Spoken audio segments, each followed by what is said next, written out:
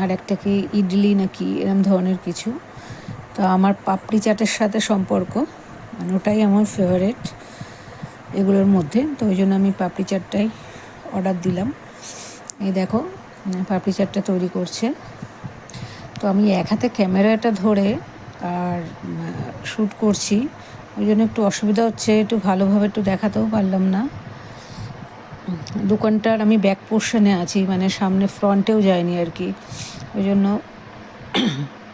Back পোর্শনটা সব দেখাচ্ছি আর কি। দেখো ঝুরি ভাজা, এই যে সব মাখা মশলা বেশ দেয়, এটা চাটনি, তো বেশ ভালো লাগছে। আর একটুখানি কেনাকাটা করেছিলাম বলে একটা হাত আটকা, এই যে ঘুরে ঘুরে দেখাচ্ছি তোমাদের চারধারে এই যে বাস টাস, মানে একদম রোডের ওপরে।